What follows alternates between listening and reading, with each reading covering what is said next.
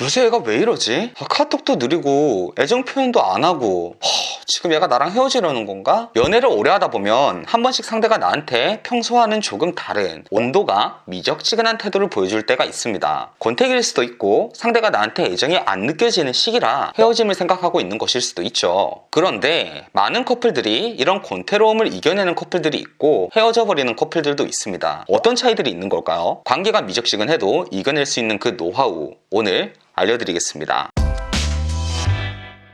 사람은 항상 일률적으로 마음이 뜨거울 수만은 없습니다. 어쩔 땐 보기만 해도 미소가 나고 좋아 죽겠다가도 어떨 땐 이 화상을 내가 왜 만나고 있냐 이런 생각이 들 때도 있을 겁니다. 제가 말은 재밌게 했지만 헤어질까 말까를 고민하고 있지만 확실히 마음의 결정이 나진 않아서 혼란스러워하고 있는 경우도 있겠죠. 이럴 때 상대가 하는 생각은 이렇게 정리할 수 있습니다. 내가 이 사람을 사랑하는 것이 맞나? 이 사람을 내가 의무감에 만나고 있는 건 아닌가? 지금 내가 헤어지자고 하면 내가 너무 나쁜 사람인가? 보통 이런 죄책감이나 감정적으로 확신이 없는 상태인데 이게 시간이 지나면서 생각이 정리되고 확신이 들면 이별을 얘기하게 되는 거죠. 이때 생각을 바꿔줘야 이별을 하지 않게 되는 건데 생각을 바꾸기는커녕 생각을 빨리 정리하게 만들어 버리는 행동들 배워볼게요.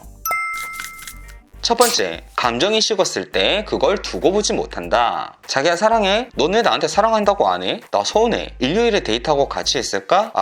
월요일 새벽 4시에 출근한다고? 출근이 참 빠르네. 상대가 분위기가 달라졌다는 건 우리도 직감적으로 알 수 있어요. 당연하게 불안합니다. 그래서 불안하다 보니 애정 표현을 요구하고 달달한 분위기를 내려고 하는 거죠. 그런데 상대 입장에서 애정 표현을 하고 싶어야 애정 표현이 의미가 있고 달달한 데이트를 하고 싶어야 그 데이트에 충실할 수 있는 거잖아요. 아직까지는 헤어진 게 아니고 내가 연인이다 보니까 요구를 하면 형식적으로 그걸 들어주거나 이때까지 해오다 갑자기 안 하는 건 민망하고 어색하니까 해줄 수도 있어요. 하지만 사랑한다고 말은 했는데 이게 진심인 것 같지가 않아. 같이 있어봐도 이 사람이 내가 좋아지지가 않아. 이렇게 이별을 확신하게 만드는 행동이 될 수도 있는 거죠. 감정은 불가항력입니다. 내가 싫어하는 일을 좋아해야지 이런다고 그 일이 좋아지지 않는 것처럼 상대가 나를 사랑해야지 이렇게 생각한다고 사랑하게 될 수는 없습니다. 오히려 그 일이 더 싫어지고 오히려 내가 더 부담스러워지는 거죠. 내가 좋아질 수 있는 환경만 만들어주세요. 카페에서 음료를 시킬 때 말하지 않아도 상대가 즐겨 먹던 치즈케이크 한 조각을 시킨다거나 고깃집에서 처음으로 다 구워진 고기를 상대에게 올려준다거나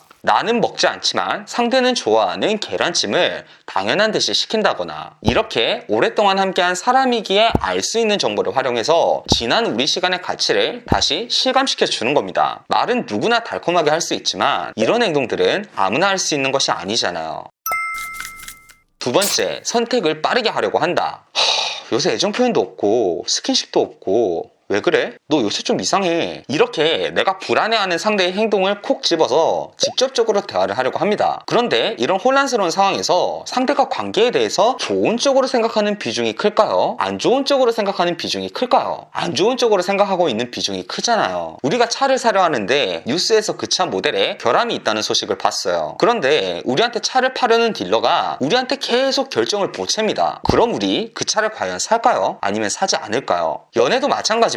상대가 감정에 혼란스러운 상태에 있을 때는 사실 좋은 감정보다는 안 좋은 감정이 더 커 보이는 법이거든요. 이때 우리가 당장 선택하기를 바라면 안 좋은 결정을 내리게 되는 거죠. 내가 불안하다 보니까 빨리 상대방이랑 회복을 하고 싶어서 이렇게 무리수를 두는 거예요. 감정은 설득하는 게 아닙니다. 네가 요새 권태기를 느껴지는 건 어떤 커플이나 당연한 거야. 지나고 나면 우리가 더 좋아질 거야. 우리 같이 노력해보자. 이런 설득하는 말들이 그렇게 좋은 방법이 아니라는 거죠. 차를 팔고 싶은 사람이 우리를 설득하고 싶다면 결정을 강요할 게 아니라 추후에 이런 결함을 어떻게 해결했는지 그리고 특별 프로모션으로 얼마가 더 할인이 되는지 이렇게 우리한테 시간적인 여유를 주고 느껴지고 선택할 수 있도록 해야 우리가 그 차를 사는 거지. 사시던지 말던지 확실히 하세요. 만나던지 말던지 확실하게 결정해. 이렇게 말할 건 아니라는 거죠. 세 번째, 불안함에 휩싸여서 무리하게 회복하려고 하다가 니디해지게 만든다.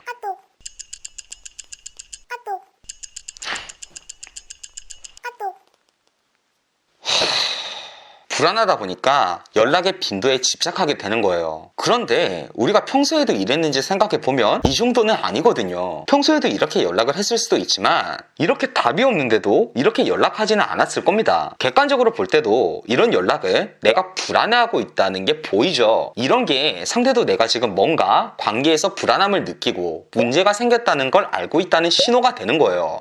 얘도 지금 내 분위기가 이상한 걸 알구나. 이런 말 꺼내기가 쉽지 않은데 지금 기회에 바로 말을 해버릴까? 이렇게 되는 거죠. 그리고 대화를 무리하게 이어가려고 형식적인 대화를 하는 경우가 많아요. 상대가 리액션이 없는데 나는 연락이라도 이어져야 마음이 편하니까 무리하게 대화를 하려고 하는 겁니다. 당연히 나를 부담스러워하게 되는 거죠. 어느 정도 내버려 두세요. 그냥 적당히 신경을 쓰는 정도로만 간헐적으로 연락을 하고 카톡이나 문자보다는 전화나 만남에 집중하세요. 네 번째, 무리하게 잘해주려는 시도를 한다. 여러분, 제발 하지 마세요. 상대가 나한테 감정이 안 좋은 눈치일 때 평소에 하지 않았던 애정 표현을 갑자기 깊게 한다거나 평소에 익숙하지 않은 고가의 선물을 준다거나 작은 거라도 신경 쓰는 것처럼 갑자기 아기자기한 선물이나 집 앞에 찾아가는 이벤트를 하거나 상대 입장에서는 부담스러워요. 그리고 회의감이 들죠. 이게 감정이 좋을 때 하면 당연히 좋습니다. 그런데 혼란스러울 때는 갑자기 이렇게 잘해주려 하면 상대방은 죄책감이 생겨요. 얘가 나한테 이렇게 잘해주는데 내 마음은 왜 이렇지? 더 마음이 불편하다. 앞으로도 계속 이럴 텐데 내가 왠지 몹쓸 짓 하는 것 같아. 내가 나쁜 사람이 된 기분이네. 물론 적당히 관심을 가져주는 것은 필요합니다. 그런데 평소랑은 너무 다른 갑자기 너무 급발진을 하는 건 안 된다는 거죠. 평소에 내가 좋아하는 한식 많이 먹었으니까 이번 주엔 너 좋아하는 파스타나 먹으러 가자. 이번 주에 조카 데리고 나와. 바람이나 쐬게. 이 정도로 그냥 내가 너한테 신경을 쓰고 있다. 이 정도만 알려주세요. 지금 불안해서 자기 어필을 너무 과하게 하는 건 도움이 되지 않습니다. 스근하면서도 진득하게 이때까지 나랑 만나면서 좋았던 기억을 되살려주고 또 상대의 가족이나 가까운 지인에게 좋은 모습을 보여주는 것처럼 한 걸음 멀리 떨어진 상태에서 내 마음을 보여주세요. 감정을 내가 선택하는 것이 아니듯이 상대도 자신의 감정을 선택할 수 없다는 걸 항상 염두에 두고 어떻게 하면 나를 더 좋아하게 될까 이걸 고민해 보는 겁니다. 헤어지자는 말을 할 것 같은 이 사람의 마음을 돌려놓을 준비가 되셨다면 구독과 좋아요 그리고 댓글로 여러분의 이야기를 들려주세요. 여러분의 연애를 맛있게 의뢰해드리는 연애 맛집의 연애 셰프 주인장이었습니다.